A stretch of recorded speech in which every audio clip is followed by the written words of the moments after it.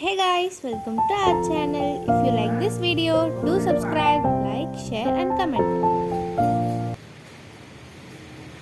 Hi my dears, இன்னைக்கு நம்ம பார்க்க போறது மரபு தொடர்கள் பார்க்க போறோம். பாருங்க, இப்ப கொடிகட்டி பறத்தல் அப்படின்னா என்ன? கொடிகட்டி பறத்தல்னா புகழ்பெற்று விளங்குதல். அடுத்து பாருங்க, அவசர குடுக்கைனா ஒரு வேலையை வேக வேகமா செய்யறது. அதாவது அதை ஆராய்ந்து அறியாமல் அதை பற்றி யோசிக்காம இந்த வேலையை செஞ்சா சரியா இருக்குமா இல்லையான்னு யோசிக்காம டக்குன்னு ஓடி போய் அதை செஞ்சிடறது. அதுதான் எண்ணி செயல்படாமை.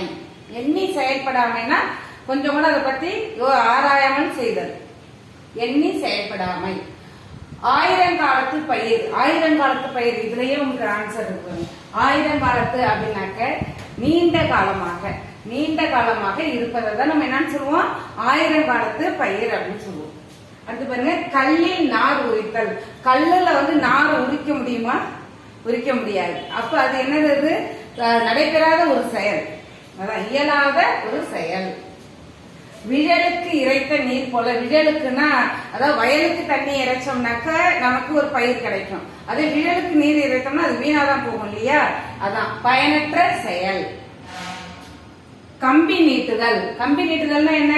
அதான் நம்மகிட்ட ஒரு பொருளை வாங்கிட்டு ஓடி போயிடுவாங்க, அடுத்து வரேன்னு சொல்லிட்டு வரமாட்டாங்க. அதுதான் விரைந்து வெளியேறுதல். விரைந்து வெளியேறுதல். காணல் நீர். காணல் நீர்னா என்ன?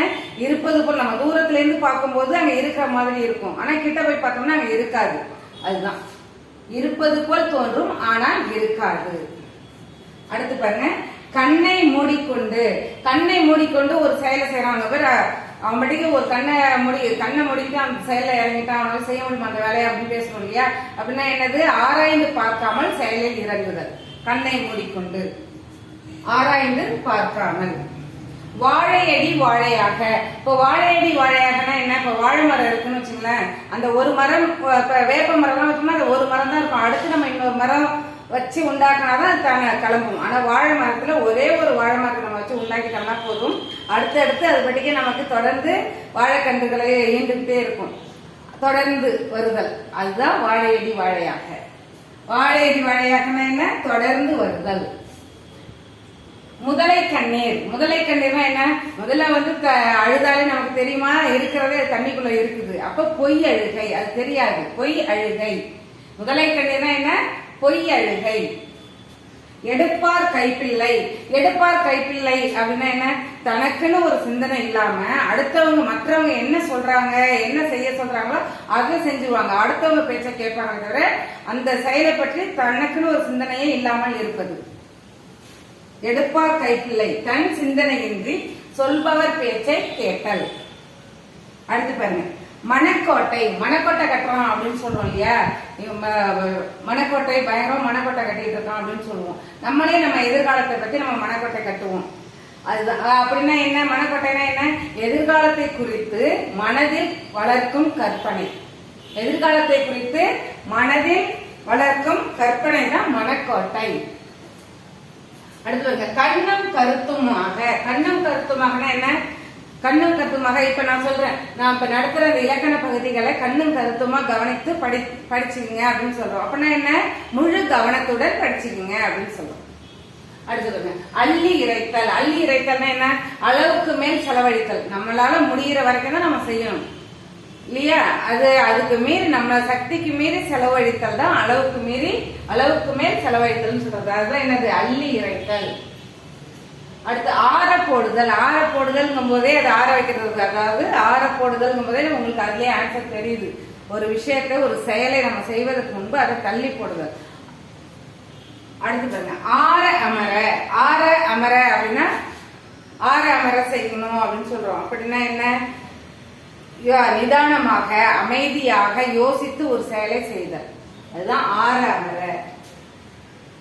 ஆணி அடித்தாற்போல். ஆணி அடித்தாற்போல்னா என்ன? ஆணி அடிச்சு செவுத்துல அடிச்சிட்டோம்னா ரொம்ப ஸ்ட்ராங்கா இருக்கும் இல்லையா? அது எடுக்கிறது கஷ்டமா இருக்கும். அப்ப அதோட உறுதித்தன்மையை சொல்றாங்க. ஆணி அடித்தாற்போல்னா உறுதியாக இருத்தல். அகலக்கால். அகலக்கால் வச்சுட்டாங்க, ரொம்ப கஷ்டப்படுறாங்க, அகலக்கால் வச்சுட்டு இந்த செயல்ல ரொம்ப கஷ்டப்படுறாங்க அப்படின்னு சொல்றோம். அப்படின்னா என்ன? விளைவுகள், பின்வரும் விளைவுகளை சிந்திக்காமல் தன் நிலையை மீறி ஒரு செயலை செய்தல். அதுதான் விளைவுகளை சிந்திக்காமல் வலிமை மீறிய செயல்களை இறங்குதல். வழி வழியாகனா என்ன, நம்ம தாத்தா காலத்து, அத கூட்டன் காலத்து, பாட்டன் காலத்து, அப்பா காலத்து, அப்படியே அடுத்து நம்ம காலம், அடுத்து நம்மளுடைய சந்ததி காலம் அப்படி சொல்றோம் இல்லையா, அதான் வழி வழியாகனா பரம்பரையாக. வழி வழியாகனா என்ன, பரம்பரையாக. கண் துடைப்பு, இப்ப நம்ம ஒரு வேலைக்காக நம்ம அப்ளை பண்ணிருப்போம், அங்க என்ன செஞ்சிருப்பாங்க, ஒரு 100 பேர் வர வச்சிருப்பாங்க. பட் அவங்க ஏற்கனவே அதை வந்து செலக்ட் பண்ணிருப்பாங்கிறது நமக்கே தெரியும் அந்த இடத்துல நம்ம இன்டர்வியூ போகும் பொழுது.